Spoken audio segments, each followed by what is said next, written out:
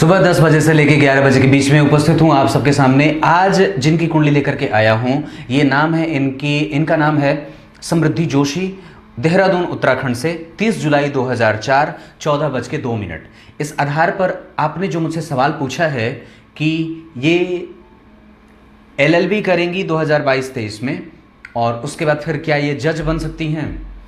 लग्नेश अगर कमज़ोर हो, गुरु अगर कमज़ोर हो, शनि अगर कमज़ोर हो तो स्थिति जज के लिए थोड़ी कमज़ोर बनती है। पर घुमा करके अगर मैं देखता हूं, खोजता हूं कि कहीं से ऐसे योग बन रहे हैं क्या, तो आपकी कुंडली में कुछ अच्छे योग भी देखे जा रहे हैं। जैसे वृश्चिक लग्न की कुंडली बनती है, लग्न के अधिपति ही नीच के होकर के बैठे हैं। जिस भाव में या जिस राशि में मंगल नीच का होता है, उस भाव का अधिपति, जैसे 4 नंबर के अधिपति, गौर करिएगा तो 4 नंबर में गुरु उच्च के होते हैं, वो केंद्र में ही बैठे हैं, केंद्र में ही बैठे हैं, लेकिन वो नीचत्व भंग नहीं कर रहे हैं क्योंकि वो खुद ही मृतप्राय हैं।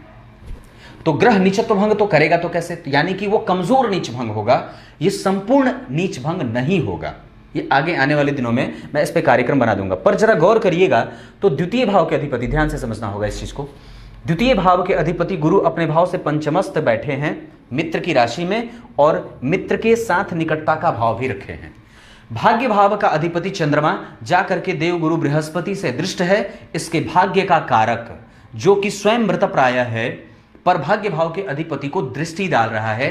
दृष्टि का लाभ थोड़ा कम जरूर होगा, पर हां निसंदेह चंद्रमा के ऊपर अगर गुरु का प्रभाव हो और गुरु और बुध एक साथ बैठे हो तो व्यक्ति को इन सब क्षेत्रों में वाणी से संबंधित और निर्णय सुनाने वाला बना देते हैं। एक और भी अच्छी बात है इनकी कुंडली में जो इनके क्षेत्र को सपोर्ट कर सकती है, जो कि सबसे ज्यादा महत्वपूर्ण है। द्वितीय भाव के अधिपति, ध्यान से समझिएगा, द्वितीय भाव के अधिपति देवगुरु बृहस्पति अपने भाव से पंचमस्त जाकर के बैठे हैं बुध के साथ। और वाणी का कारक कौन सा भाव होता है? वाणी का कारक देव गुरु बृहस्पति के साथ वाणी के कारक बुध के साथ गुरु की युति है।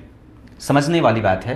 यहां पे चंद्रमा जैसे शुभ ग्रह की स्थिति बनी, वो भाग्येश है जो कि स्वयं बैठा है, ये अच्छी बात है।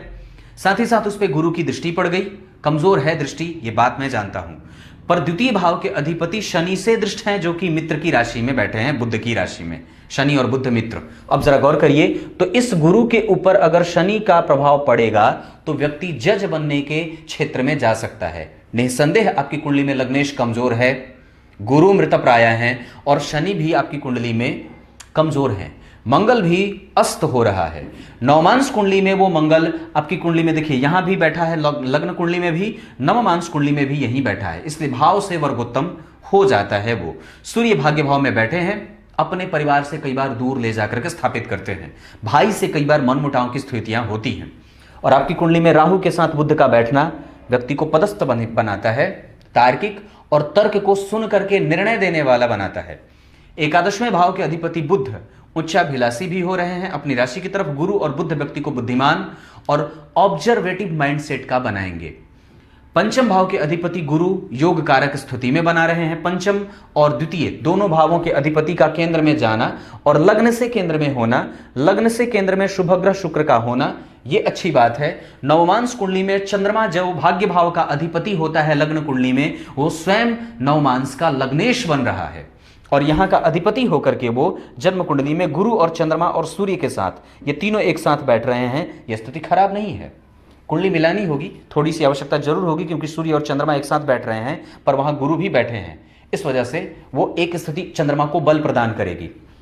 केतु और राहु का प्रभाव व्यक्ति को ऐसे खोजबीन के क्षेत्र में प्रभावित करने की स्थिति में ले जाते हैं। शनि यहां बैठे हैं जो कि सुख के अधिपति होकर के बैठे हैं, व्यक्ति को ऐसी स्थिति में कई बार घर का लाभ कम और किराए के मकान में रहने का अवसर प्रदान करता है। व्यक्ति खुद के मकान में ना रहे पर उसके पास सरकारी प्लॉट, सरकारी गाड़ियां और सरकार का खूब लाभ मिल जाता है, यह बात भी दिखती है। शुक्र नवमांश कुंडली में नीच के हो रहे हैं, यहाँ वो जन्म कुंडली में देखिए नीच के हो रहे हैं और यहाँ वो शुक्र स्वग्रही होकर के बैठे थे। यानी कि व्यक्ति की कुंडली में अगर व्यक्ति पद पाना चाहता है तो बजरंग बली की पूजा, क्योंकि शनि और मंगल का प्रभाव मैं थोड़ा सा निस्तेज से युक्त देख रहा हूं, उसके पास बल थोड़ा कम है। मंगल नीच के बैठे हैं और अस्त भी हो रहे हैं, विलंब हो सकता है पर हारने की आवश्यकता नहीं होगी।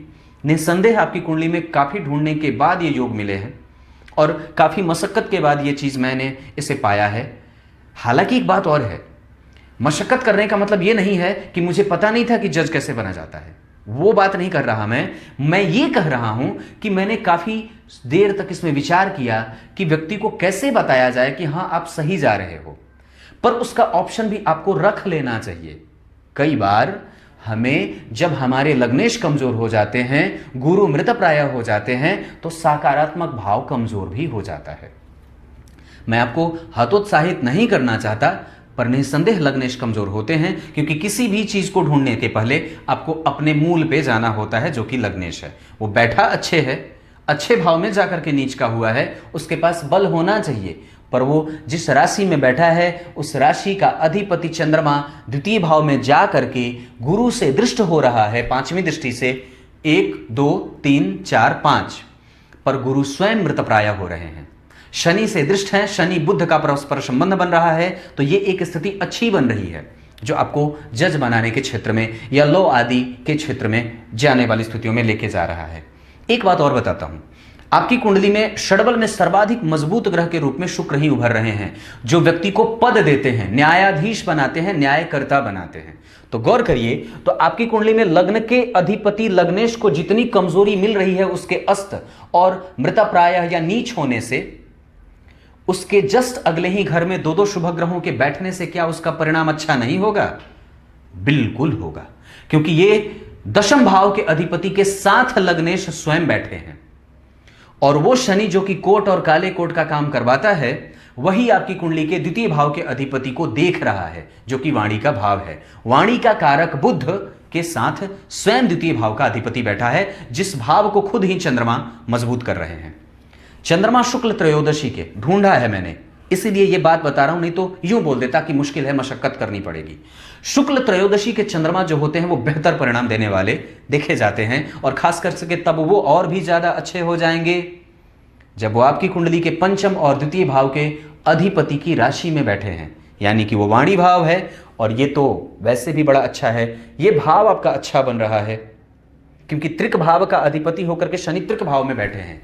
ये परिणाम देगा जरूर, पर आपको मेहनत कर लेनी चाहिए, छोड़ना नहीं चाहिए। ऑप्शन में कुछ और भी रख लेना साइड से तो ठीक रहेगा, आपके पास ऑप्शन रहे।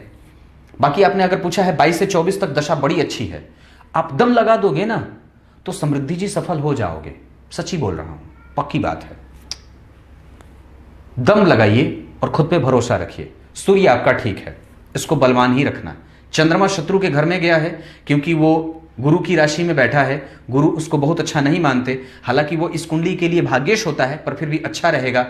और लग्न को शुक्र देख रहे हैं, जो कि व्यक्ति की कुंडली में कहीं ना कहीं खोजबीन करने वाला, अष्टम भाव से उनका संबंध बनता है, तो वो ऐसा बना देते हैं। आपकी कुंडली में स्थिति है, प्रयास करिए, पर ऑप्शनल जरूर कुछ रख लीजिएगा ताकि बाद में दिक्कत ना हो। अब सवाल का उत्तर मिल गया होगा। नमस्कार करता हूं।